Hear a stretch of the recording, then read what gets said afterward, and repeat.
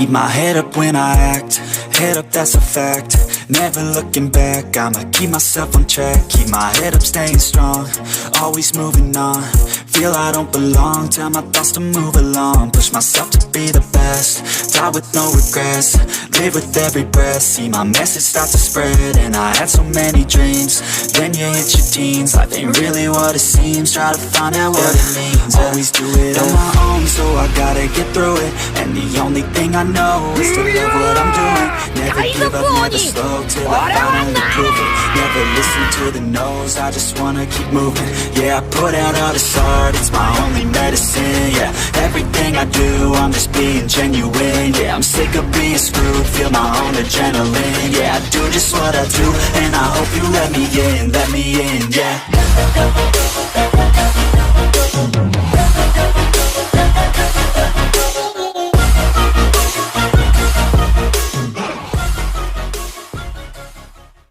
Subliminal message, isang teknik na ginagamit ng media para maimpluwensyahan ang mga tao nang hindi nila nalalaman sa pamamagitan ng mga nakatagong mensahe tulad ng mga salita, larawan at simbolismo. Yo crewmates, Godspeed ahead, Reality Theories nga pala.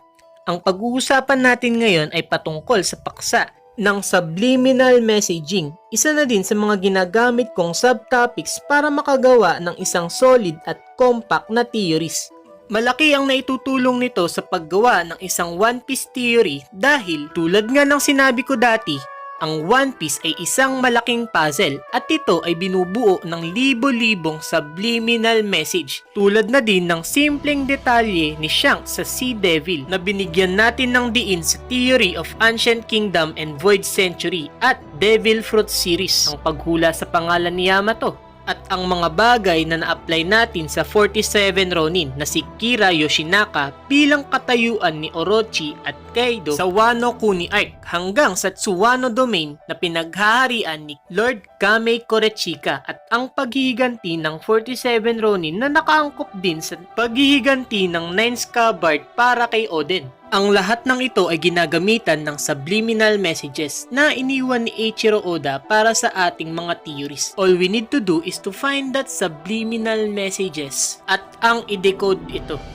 Pero alam nyo ba na bukod sa racism, slavery, corruption at inequality na nasa One Piece ngayon, alam nyo ba na ang mga biggest arc sa One Piece series ay mayroong mga darker inspiration mula sa Marineford War hanggang sa Wano Kuni Arc? Ang latest arc ngayon na ginagamitan din ng subliminal messaging ni Oda at siyang patutunayan ko sa video na ito. Number 1. Ace is a Nazi soldier.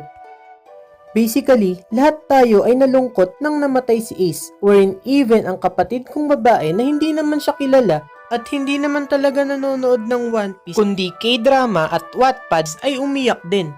But alam nating lahat na sinabi na ni Oda dati sa kanyang editor-in-chief na nakaplano ng mamatay si Ace back from the very beginning na siya ay na-introduce mga ka-crewmates. Pero bakit nga ba? Ang pananaw ko sa sagot nito ay dahil si Portgas D. Ace ay na-inspire talaga sa isang Nazi soldier. Remember kung paano siya na-introduce ni Oda? Hindi yan troll, yung sa manga. What I mean is yung unang version sa manga. Tama, yan nga. Perfect. Ngayon, wala ba kayong napapansin? Ace was first introduced with unique symbol na tinatawag na swastika. Ang simbolo ng Nazi mga ka-crewmates. And real talk, pag sinabi mong Nazi, ang unang tao na sasabihin mo ay siguradong si Charlie Chaplin. Really, mali. Adolf Hitler, hindi Charlie Chaplin. Sinasabi mo. Ay, sorry. Na-confuse lang, magkamukha kasi sila eh. Itong si Adolf Hitler ay leader ng Nazi Army, Chancellor ng Germany at diktador na nagsimula ng World War II. Ang leader ng Amerika, Russia at United Kingdom ay siyang nag-alyansa para mapatalsik si Charlie Hitler. Adolf Hitler, kulit mo? Adolf Hitler. Pagkatapos nilang matalo si Adolf Hitler, nagkaroon sila ng desisyon para gumawa ng isang organisasyon na tinatawag na United Nations, aka ang inspirasyon ng world government sa One Piece series, ang organisasyon na tumalo kay Whitebeard. Kaya sa simpleng pagpapakilala kay Ace, Binigyan na tayo agad ni Odachi Senpai ng isang malaking clue para sa mga magaganap sa Marineford War, making Whitebeard himself the symbol of Adolf Hitler sa kanyang pagkamatay at kanyang pagkatalo. Pero malay nyo, ito palang lalaking ito ay si Adolf Chaplin. Number 2. Punk Hazard and Zunisha Holocaust. Naalala nyo pa ba ang lalaking ito? Yes, crewmates, siya lang naman ang dahilan ng Holocaust ng mga Jews, mga ka-crewmates, kung saan namatay ang humigit kumulang 6 na milyong Hudyo na kanilang pinahirapan bago patayin. At kung hindi nyo pa ito nalalaman, mga ka-crewmates, sigurado hindi nyo pa napapanood ang Schindler's List, Diary of Anne Frank, and The Boy with the Striped Pajama na siyang nagpapakita ng lahat ng mga paghihirap na naranasan nila. Pero kung hindi mo pa napanood yun, tignan mo na lang ang litratong ito. Ito ay isang litrato ng mga Hudyo sa panahon ng Holocaust, mga ka-crewmates. So tignan nyo kung gaano nila pinipilit mabuhay kahit na pinapatay na sila ng mga taong nasa paligid nila. Ngayon, ano naman ang koneksyon nito sa One Piece series, mga ka-crewmates? Naalala nyo pa ba ang mga pangyayari sa Zou at Punk Hazard arc? Ang ilang mga bata sa panahon ng Holocaust ay bigla-bigla na lang nawawala. May ilang Hudyo din naman na binabaril, pinuputulan ng kamay at paa tulad ni Nekomamushi at Inuarashi, at ang ilan naman ay pinapatay sa pamamagitan ng mga gas chamber na pwede mong itulad sa koro ng One Piece.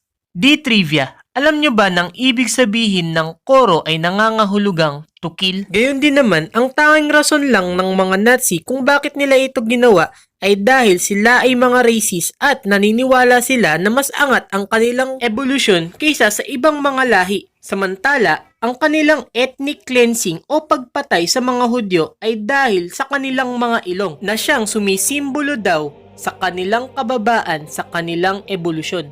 At sa One Piece series naman, ang mga Minkmen ay tila mga tao na mukha pa ring mga hayop.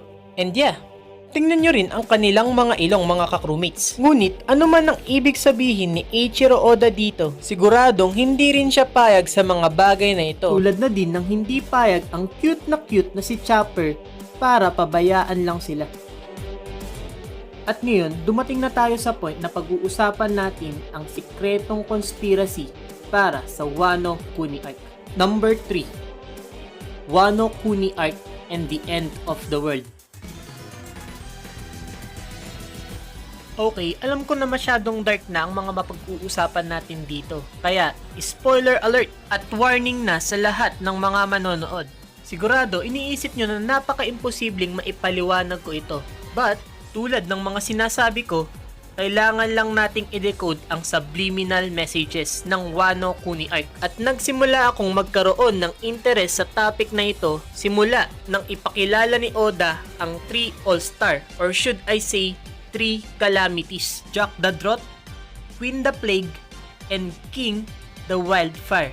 At first, siguro iniisip nating lahat na normal lang naman magpangalan si Odachi Senpai ng mga astig na pangalan. Hey, you look like a pervert hero. From now on, you will be Naruto. Hey, Ken. Curse you, Kishimoto. What? Ganun pa talaga ang boses ni Oda? By the way, ang salitang drought, plague, at wildfire ay ang tinutukoy sa Shinto Buddhism bilang 3 calamities of apocalypse, which agrees to the Wano Kuni Arc theme bilang apocalyptic prophecy. Hindi pa rin ba kayo naniniwala? Naalala nyo pa ba ang ikatlong video na in-upload ko sa YouTube? One Piece correlation to Christian belief. 4 emperors and Daniel 4 beasts. Big Mom wants a utopia. Pre, si Kaido ang dragon or ang last beast. Ang video na ito ay in-upload ko 3 months ago, kung saan pinaliwanag ko na ang Yonko Arc ay konektado sa Book of Daniel chapter 7 verses 4 to 7. At pinangako ko din doon na ipapaliwanag ko pa ito ng mas maigi. Pero may mga iba pa akong theories na ilalagay pa dito at gagawin ko itong specific. At pagkatapos ilabas ang chapter 984, My Bible, nagkaroon na ako ng confidence na posible talagang mangyari ito. Na ang Yonko Arc ay tumutukoy sa isang book sa Bible na tinatawag na Revelation or Apocalypse. Pero bago yan, simulan nating pag-usapan kung sino-sino ba ang mga antagonist or kontrabida ng Wano Kuni arc. Unang na-encounter nila Luffy si Big Mom na merong maraming anak. To be specific, meron siyang 65 na anak mga ka-crewmates. At dahil din sa insidente ng kasal ni Sanji at Pudding na ginulo nila Luffy at nagmukhang katalo-talo ang Big Mom Pirates, nagpa siya si Big Mom na sundan sila Monkey D. Luffy sa Wano Kuni. Sa unang araw naman nila Luffy sa Wano Kuni, na-encounter niya si Kaido kung saan siya natalo nito. At dito rin ni-reveal ni Oda na isa siyang dragon mga ka-crewmates. Pagkatapos nito, pinakita din na ang kapangyarihan pala nitong si Orochi na siyang kalaban ng mga Scabards ay ang mythical Zoan ng Yamata no Orochi. Gayon din naman, nakilala din natin ang 3 All-Star or ang 3 Calamities na sila King, Queen at Jack. Pinakilala din sa Onigashima ang 6 na miyembro ng Tobiropo or ng Flying Six. Ngayon, ano naman ang connection nito sa Bible mga ka-crewmates? Pag-usapan naman natin ngayon ang mga antagonist ng Book of Revelation. Unahin na natin ang Reyna ng Kahalayan. Revelation 17 verse 1 to 2. Pagkatapos, ang isa sa 7 anghel na may dalang 7 mangkok ay lumapit sa akin at sinabi niya, "Halika, ipapakita ko sa iyo kung paano paparusahan ang Reyna ng Kahalayan na nakaupo sa ibabaw ng maraming tubig. Ang mga hari sa lupa ay nakiapid sa babaeng ito at ang lahat ng tao sa sanlibutan ay nilasing niya ng alak ng kanyang kahalayan." Hindi naman siguro si Big Mom ito, right? Nakiapid lang naman siya sa mga hari na pwedeng maging kaalyansa niya, di ba? Sige, pag-usapan naman natin ngayon ang dragon. Revelation chapter 20 verse 2. Sinunggaban niya ang dragon, ang matandang ahas na walang iba kundi ang Diablo o Satanas, at ginapos ito sa loob ng 1,000 taon. Oda, coincidence lang to, di ba? Okay, punta naman tayo sa 7-headed beast. Revelation 17 verse 7. Bakit ka nang gigilalas? Tanong sa akin ng anghel. Sasabihin ko sa iyo ang lihim ng kahulugan ng babae at sinasakyan niyang halimaw na may 7 ulo at 10 sungay. Siguradong hindi si Orochi to. 8 ang ulo ni Orochi. Yamata no Orochi siya. Hindi lang ito 7 ulo. Ray, hindi pa tapos. Meron pang mga kasunod yan. Basahin mo yung Revelation 17 verse 11. Ano naman yun, troll? Ha?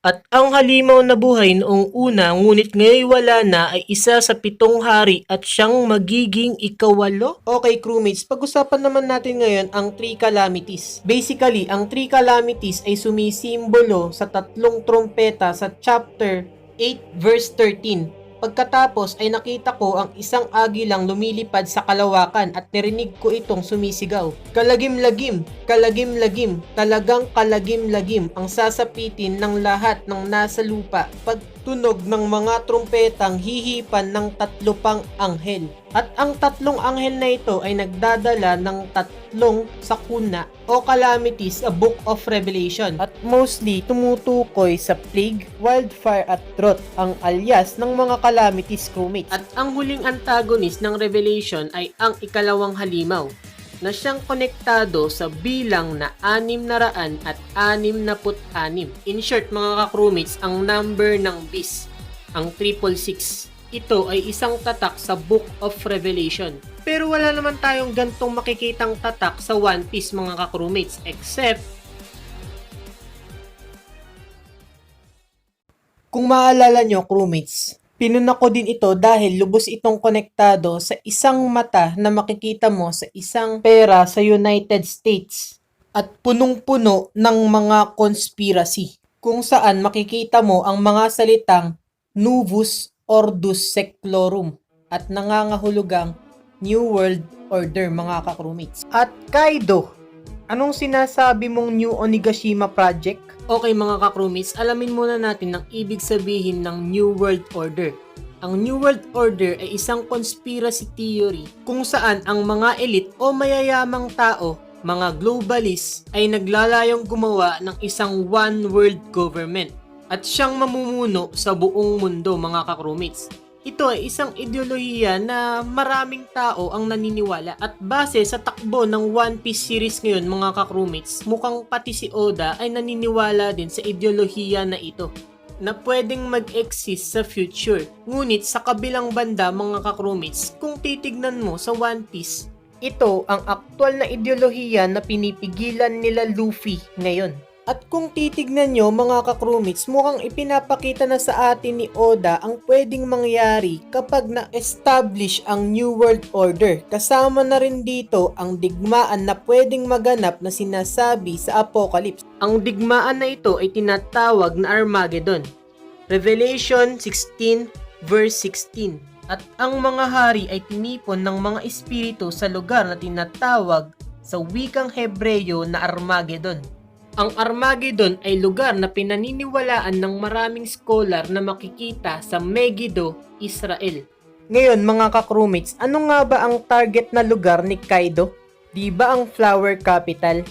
Kung maaalala nyo sa ating Wano Kuni End na theory, ang Flower Capital ay sumisimbolo sa Kyoto, ang lugar na pinangyarihan ng 47 Ronin. Pinakita ko din doon ang simbolo ng Kyoto. At kung maalala nyo, ito ang itsura nun. Isang 6-petal flower. Ngayon, crewmates, alam nyo ba ang simbolo ng Israel? Ito ay tinatawag na Magen David. Isang 6-pointed star. Ngayon, I hope na ipakita ko na sa inyong lahat at napaunawa ko ang gustong sabihin ni Odachi Senpai sa concept ng arc na ito, ng Wano Kuni arc mga ka-crewmates. Ito ay tumutukoy sa pananaw ni Eiichiro Oda, ang lalaking gumawa ng One Piece, sa kung ano nga ba ang tingin niyang mangyayari o kanyang perspective sa konsepto ng Revelation, ang Book of Apocalypse.